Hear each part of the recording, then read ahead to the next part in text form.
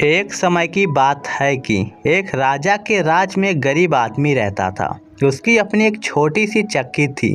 किसी तरह आटा पीसकर वह अपना काम चलाता था। उसकी एक लड़की थी, वह बहुत ही सुंदर थी।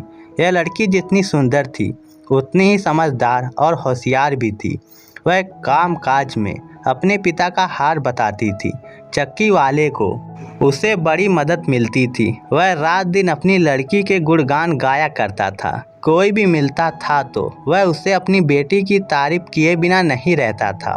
एक दिन ऐसा हुआ कि चक्की वाले को किसी काम से महल में जाना पड़ा।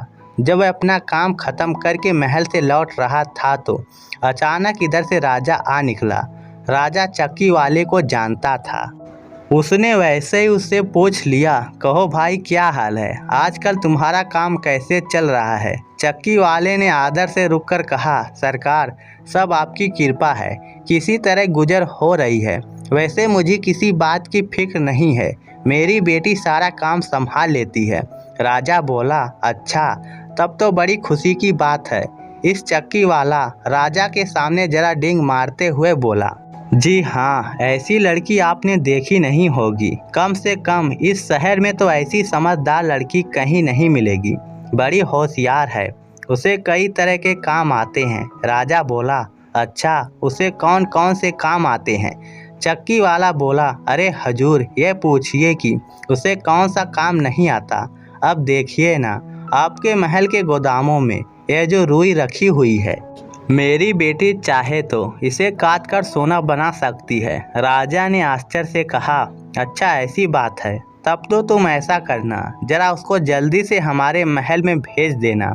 मैं देखना चाहता हूँ कि वह रुई को काट कर सोना कैसी बनाती है।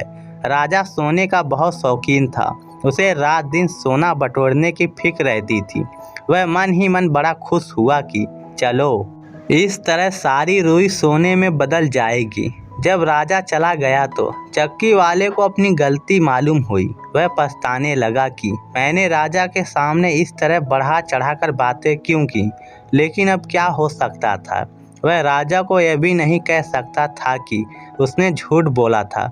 वह चुपचाप घर पहुंचा।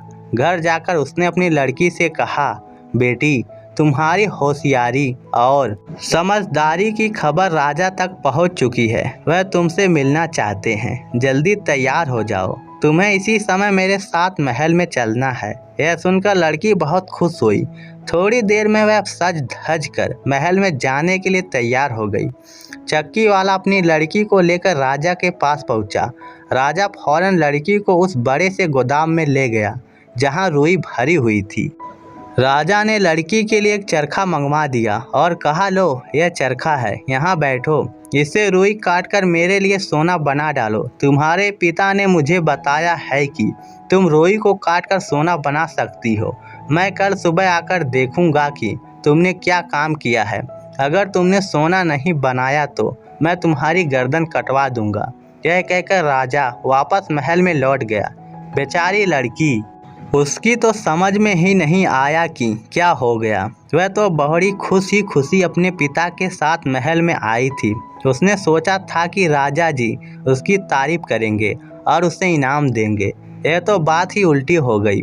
उसने कभी सपने में भी नहीं सुना था कि रुई को काटकर सोना बनाया जा सकता है, और अब राजा ने उसको ऐसा ही करने का हुक्म दिया था। वह फूट फूट कर रोने लगी और अपनी तकदीर को कोसने लगी। धीरे धीरे शाम हो गई। लड़की हाथों से अपना मुंह छिपाए रोती रही। आंसुओं से जमीन गीली हो गई। उस बड़े से गोदाम में वह अकेली बैठी रो रही थी। वहां उसे मनाने वाला कोई नहीं था। अचानक थोड़ी देर बाद गोदाम का दरवाजा कुछ चरमराया।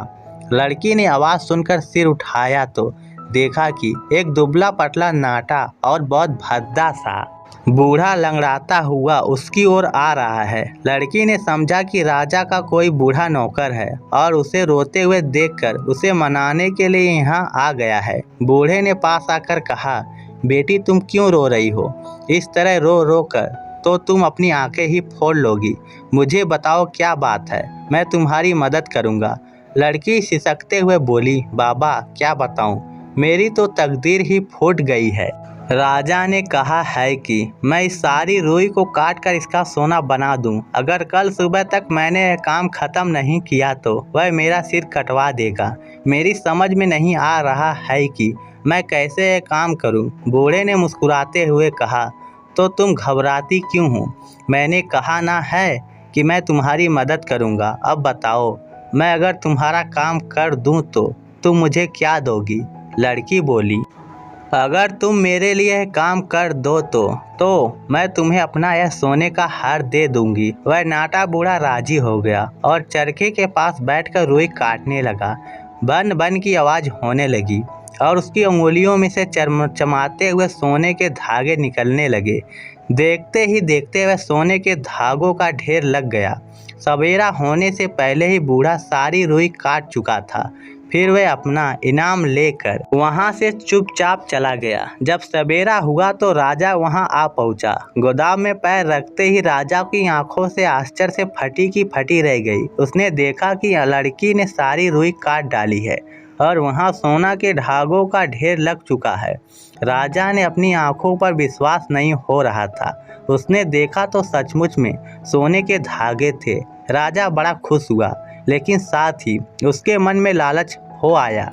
वह लड़की को रुई के दूसरे गोदाम में ले गया और वहां उसे बंद करते हुए बोला, तुम यहाँ बैठो। तुम्हारे खाने पीने के लिए मैं बहुत अच्छी अच्छी चीज़ें भिजवाता हूँ। मैं तुम्हारे काम से बहुत खुश हूँ, लेकिन आज तुम्हें इस गोदाम की रुई काटनी पड़ेगी। कल फिर मैं सुबह आऊँगा और देखूँगा। अगर काम पूरा नहीं होगा तो तुम्हें फांसी दी जाएगी। यह कहकर राजा वहां से चला गया। राजा के जाने के बाद लड़की ने बाहर झांक कर देखा तो वहां सिपाही लोग तलवारें लिए पहरा दे रहे थे। वह वहां से भाग भी नहीं सकती थी। वह निराश होकर फिर से अंदर आकर बैठ गई। इतने में दासियों उसके लिए खाने की बहुत सी बढ़िया बढ़िया चीज़ें लाकर उसके सामने रख गई, लेकिन लड़की ने उसमें से किसी चीज़ को छुआ तक नहीं। वह फिर से उदास हो गई थी। रोते रोते वह सोचने लगी, हे भगवान, यह कैसी मुसीबत मेरे गले आ पड़ी है। इतनी सारी रुई को कौन काटेगा और भला कौन इसे सोना बनाएगा। वह दिन भर इसी तरह सोचती रही और उदास बैठी रही। शाम होने पर जब वह रोने लगी तो उसी तरह दरवाज़ा चरमराया और वही बूढ़ा आदमी अपने टेढ़े मेढ़े पैरों से चलता हुआ उसके सामने आ खड़ा हुआ। उसने आते ही कहा, अरे अरे, तुम फिर रोने लगी? रोती क्यों हो? बताओ, मैं तुम्हारा काम कर दूं तो आज मुझे क्या दोगी? लड़की ने अपने आंसू पोंछते हुए कहा, मैं तुम्हें अपनी यह हीरे की अंगूठी दे दूंगी। वह नाटा बूढ़ा राजी हो गया और बैठकर बड़ी तेजी से चरखा काटने लगा। देखते देखते उसने सारी रुई काट डाली और सोने के धागों का ढेर लगा दिया। सवेरा होने से पहले ही बूढ़ा अपना काम खत्म करके और इनाम लेकर वहां से चलता बना। सवेरा होने पर राजा वहां पहुंचा। रुई की जगह सोने के धागों का ढेर देखकर उसकी खुशी का सीमा नहीं रही। अब उसे और भी लालच हो आया। वह उस लड़की को उससे भी बड़े गोदाम में ले गया और बोला, देखो, मैं तुमसे बहुत खुश हूँ, लेकिन आज तुम्हें इतनी रुई और काटनी पड़ेगी और इसका सोना बनाना पड़ेगा। अगर कल सुबह तक यह काम कर दोगी तो मैं तुमसे शादी कर लूँगा और तुम्हें अपनी रानी बना लूँगा। राजा के जाने पर लड़की फिर उदास हो गई। वह रोना शुरू करने ही वाली थी कि इतने में फिर से दरवाज़ा चरमराया और वह नाटा बूढ़ा आदमी अपनी भद्दी चाल से फुदकता हुआ उसके सामने आ खड़ा हुआ। बूढ़ा बोला, तुम चिंता क्यों करती हो? मैं शाम को आकर तुम्हारा यह काम कर दूंगा। लेकिन बताओ, तुम आज इस काम के बदले में मुझे क्या इनाम दोगी? अब लड़की कुछ चक्कर में पड़ गई। उसकी समझ में नहीं आया कि क्या जवाब दे। अब तो उसके पास इनाम देने के लिए कुछ भी नहीं बचा था। लेकिन इतने में बूढ़े ने एक चाल सोच ली और कहा कि चलो, तुम्हारे पास देने के लिए अभी कुछ ना हो तो कोई बात नहीं, लेकिन तुम्हें एक प्रतिज्ञा करनी पड़ेगी। जब तुम रानी बन जाओगी और जब तुम्हारे कोई बच्चा होगा तो तुम अपना पहला बच्चा इनाम में मुझे दोगी। लड़की को यह शर्त कुछ अजीब सी लगी, लेकिन फिर उसने सोचा कि प्रतिज्ञा करने के अलावा और कोई चारा नहीं। वह राजी हो गई। शाम को आकर बूढ़ा फिर से रुई काटने के लिए बैठ गया। आज वह बहुत खुश था और बड़ी तेजी से चरखा चला रहा था। थोड़ी देर में उसने सारी रुई काट डाली और सोने के धागों का ढेर लगा दिया और ढेर इतना ऊंचा था कि छत को छू रहा था। काम खत्म करके बूढ़ा बोला, अच्छा अब मैं जाता हूँ, लेकिन याद रखना अपनी प्रतिज्ञा मत भूलना। यह कहकर वह वहाँ से चला गया। सवेरे होते ही राजा वहाँ पहुँचा। सोने के ढेर को देखकर उसका मन मचलने लगा। उसने लड़की को शाबाशी दी और उसे महल में ले गया। दूसरे ही दिन राजा ने धूमधाम के साथ उस लड़की को अपनी रानी बना लिया। चक्की वाले की लड़की अब रानी बन गई और बड़ी शान के साथ महल में रहने लगी। वह अपने सारे दुख भूल गई। कुछ ही दिनों में उसे भी याद नहीं रहा कि उसने उस नाटे बूढ़े से कोई वादा किया था। धीरे धीरे दिन बीतने लगे। कुछ दिनों बाद रानी के एक बच्चा हुआ। बड़ा सुंदर नन्हा मुन्ना गोल मटोल सा बच्चा। रानी की खुशी का सीमा नहीं थी। वह दिन भर बच्चे को खिलाती और लोरियां सुनाकर सुलाती थी। एक दिन वह आराम से बैठकर सोच ही रही थी कि उसकी जैसे भाग्यवान लड़की दुनिया में और कौन नहीं होगी। उसे किसी बात की कमी नहीं थी। वह इतने बड़े राज की रानी थी। हीरे जवाहरात, हाथी घोड़े, नौकर चाकर, सभी कुछ तो था उसके पास। वह इसी तरह सोच ही रही थी कि अचानक दरवाजा चरमराया और वही नाटा बूढ़ा शरारत से मुस्कुराता हुआ रानी के सामने आ खड़ा हुआ। तुम क्यों आए हो? क्या चाहिए तुम्हें? रानी ने घबरा कर पूछा और बच्चे को कसकर अपनी छाती से चिपटा लिया। रानी डर के मारे थर थर कांपने लगी। बूढ़े ने मुस्कुराते हुए कहा, मुझे तुम्हारा यह बच्चा चाहिए, जल्दी से इसे मुझे सौंप दो। क्या तुम अपना वादा भूल गई? यह सुनकर रानी फूट फूट कर रोने लगी। उसने रोते सिसकते कहा, बाबा मुझ पर दया करो, तुमने मेरी बड़ी मदद की है। मैं कभी तुम्हारा उपकार नहीं भूलूंगी। इस बार तो मुझे माफ़ कर दो। मेरा बच्चा मुझसे मत छीनो। इसके बदले तुम जो चाहे मांग लो, लेकिन इसे मेरे पास रहने दो। उसको इस तरह रोते हुए देखकर बूढ़ा थोड़ी देर के लिए सोच में पड़ गया। फिर वह बोला, अच्छा मैं तुम्हें 3 दिन का समय देता हूँ। तुम सोच कर बताओ कि मेरा नाम क्या है। अगर तुम ठीक ठीक मेरा नाम बता दोगी तो मैं तुम्हें माफ़ कर दूंगा और तुमसे बच्चा नहीं लूँगा। यह कहकर वह बूढ़ा जिस तरह आया था उसी तरह चुपचाप वहाँ से चला गया। रानी को रात भर नींद नहीं आई। वह कोई ऐसा तरीका खोजना चाहती थी जिससे बच्चा उसी के पास रहे। वह नाटा बूढ़ा इसके लिए बड़ी टेढ़ी शर्त रख के गया था। भला रानी कैसे बता सकती थी कि उसका नाम क्या है? वह रात भर तरह तरह के नाम सोचती रही।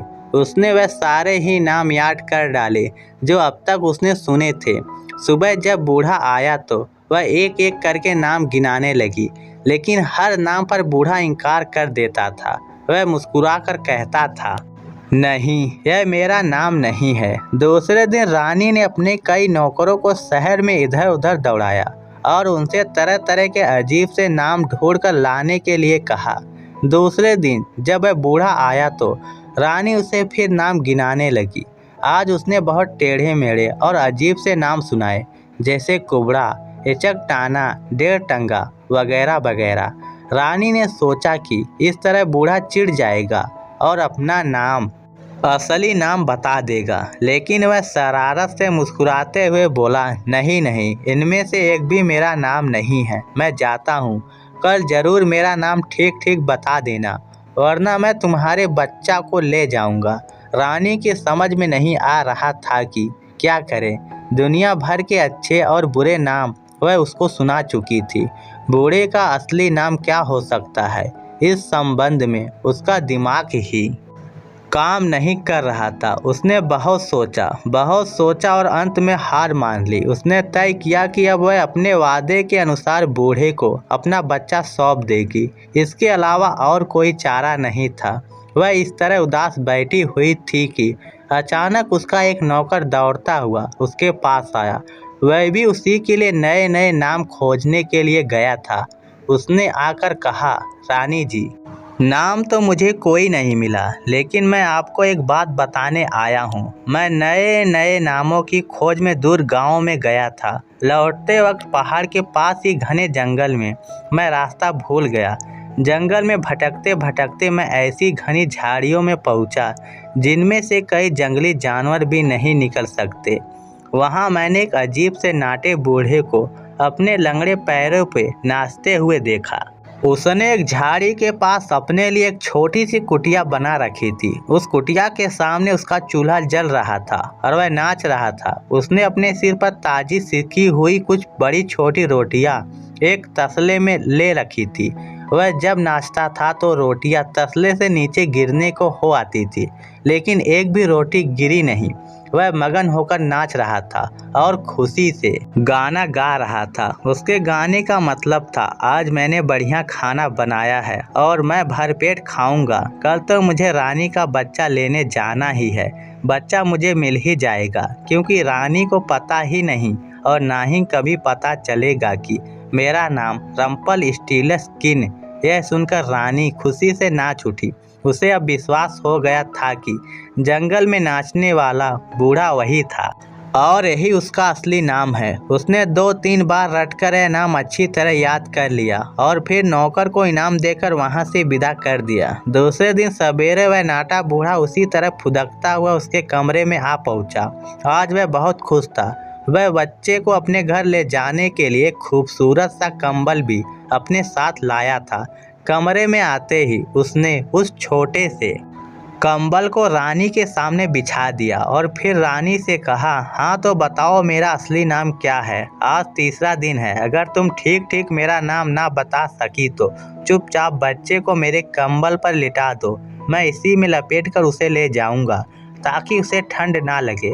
रानी को उसका असली नाम तो मालूम ही हो गया था, लेकिन वह इस तरह देखने लगी कि जैसे उसे अभी नाम मालूम नहीं हुआ था। उसने कहा, तुम्हारा नाम विलियम है। नहीं, मेरा नाम यह नहीं है। बूढ़े ने खिलखिलाते हुए कहा, तो फिर चार्ज होगा। नहीं, यह भी मेरा नाम नहीं है।